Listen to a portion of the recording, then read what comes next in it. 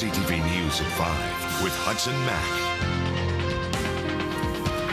People living in the Souk area are being warned about a cougar in that region that has killed a family pet. The big cat attacked a dog on Beecher Bay Road in East Souk yesterday morning. The dog, a Lakeland Terrier, was rushed to Central Victoria Veterinary Hospital with puncture wounds to its head. The dog was euthanized this morning. Conservation officers made a sweep of the rural area searching for the cougar, but have not found any trace. A school in Saanich was put on lockdown first thing this morning after reports of a man with a gun approaching Doncaster Elementary. Police secured a perimeter around Cedar Avenue and Shelburne Street at about 8:45, with reports of a man walking around in the neighborhood with a hunting rifle. The K-9 unit was called in to help. Officers swarmed the grounds around École Doncaster Elementary School. A crossing guard at the school claims that he saw a man walking down the street with a rifle tucked behind his back. I saw some guy walking down the street with a rifle. He had it tucked behind his backpack against his back. He was holding the end so it wouldn't, slide down. It had a bit of looked like a light brown plastic shoulder butt, and the barrel. At first I thought it might be BB, but then I saw that the barrel was fairly thick, so I thought maybe cadets or something. Police say there were other reports as well. Passing motorists called in reporting a man with a gun. The last sighting came around Pear Street. As a safety precaution, officers kept students indoors at the elementary school till the area was cleared. Late this afternoon, police got a tip and tracked down a man in his 20s who was carrying the rifle. Turns out it was a pellet gun. She had someone call us and say, well, I think that might be so-and-so next door kind of deal. And that led to a residence on Shelburne Street. And our officers just a short time ago left that residence and determined that, in fact, it was two young 20-something-year-olds that were involved from that particular residence. So at this point in time, there are no charges. It does appear just some poor decision-making on their part, and we've confirmed it's not a real firearm, but in fact it is a pellet-type rifle. And police say the man was able to keep his pellet gun. Officers want to remind you to use better judgment if you happen to be transporting a legal firearm or a pellet or replica weapon. A 71-year-old man in Saanich is counting his lucky stars after walking away from a rollover crash. Police got the call to Cadborough Bay Road after a senior smashed his car into a hydro pole and then flipped it on its roof before clipping a parked car. The hydro pole was sheared off at the base. Police say hydro crews had to cut the power to repair the pole. For safety reasons, we cut the power off in order to repair the utility support pole, as well as for safety in the area.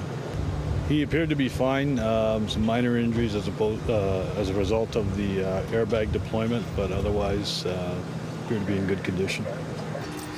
Saanich police say the driver of the vehicle had minor injuries only. He was taken to the hospital as a safety precaution. The cause of the crash is still under investigation. Well, you heard it here first. Last night on CTV News, we showed you that baseball is coming back to Victoria to Royal Athletic Park, and today the city made it official.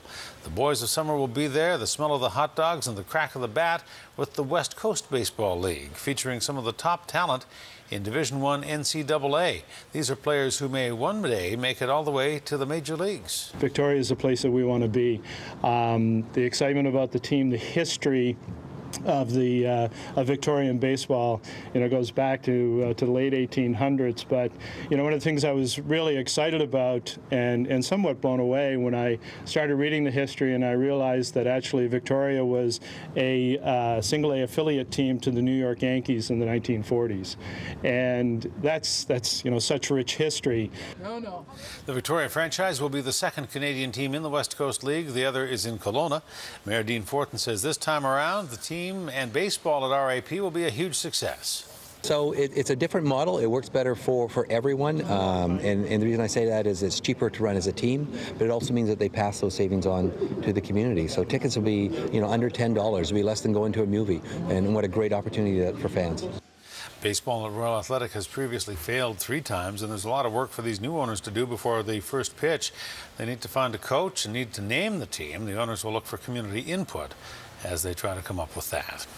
And protesters gathered outside Member of Parliament James Lunny's office in Nanaimo today to voice their opposition to Bill C-38. That's the massive budget bill that includes changes to everything from environmental plans, regulations to the pension scheme and your employment insurance. Protesters say they want Vancouver Island voices heard in Ottawa.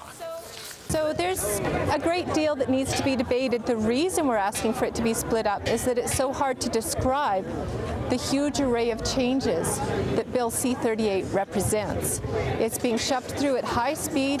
It is much too complex to be a single unit. For our representatives to properly represent their constituents, they need to be able to debate each of those legal changes for Canada as a single issue. Marathon voting on the bill is expected to continue through the night and into the early hours tomorrow morning. A small First Nation on northern Vancouver Island has raised $5,000 as a reward for anyone who can help bring home a missing member. Angeline Pete is from the Quatsino First Nation. She left the tiny community on the northern tip of the island to work in Vancouver, but she disappeared. That was more than a year ago. Today, the Quatsino chief traveled to the Lower Mainland with Pete's aunt and grandmother to make an emotional plea for her return and to offer the reward. She is very deeply missed by all of the Quatsino people and everyone that she crossed paths with. She had very many friends whom she met during her travels.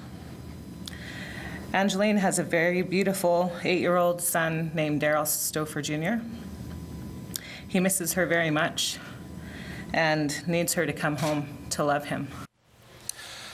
Police have investigated more than 100 tips in her disappearance, but all of the trails have gone cold. Anyone who has any knowledge of the whereabouts or knows anything about the disappearance of Angeline Pete is asked to contact North Vancouver RCMP or your closest Crime Stoppers. A popular radio morning man in Campbell River is off the air, and off the air there for good. Dave Reynolds has hosted the morning show on 99.7 The River for the past 3 years, and he's well known in the community for his fundraising efforts on behalf of the Campbell River Food Bank, bringing in more than $1 million through the River Relief Truck.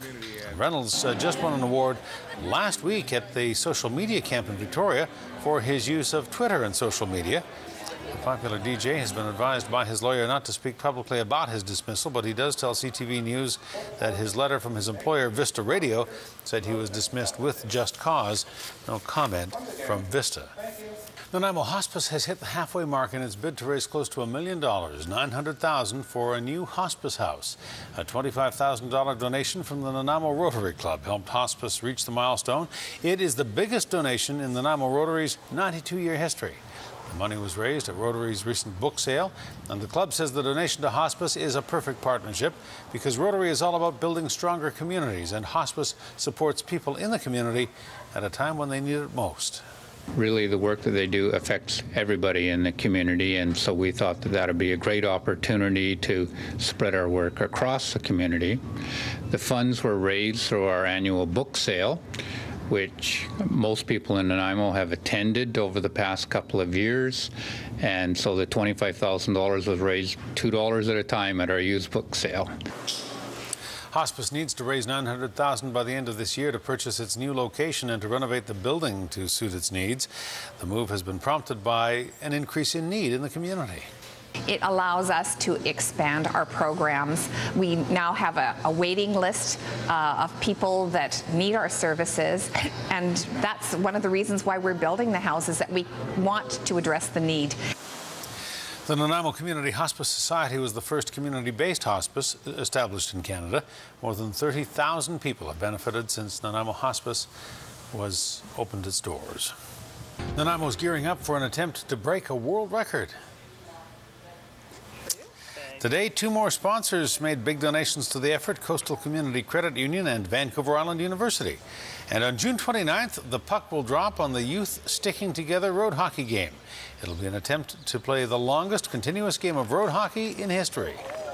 Youth Sticking Together is a group that's organizing the Save On Foods longest street hockey game that's happening June 29th, July 3rd, right here at the cross box next to Nanaimo Curling Center. 5 days, 105 hours, and 17 minutes to break the record of continuous hockey, 40 players through Guinness, and it's going to be a long event. It's going to be grueling, but these 40 youth players are ready. They're excited. They've been practicing for about a month now, and they're really pumped.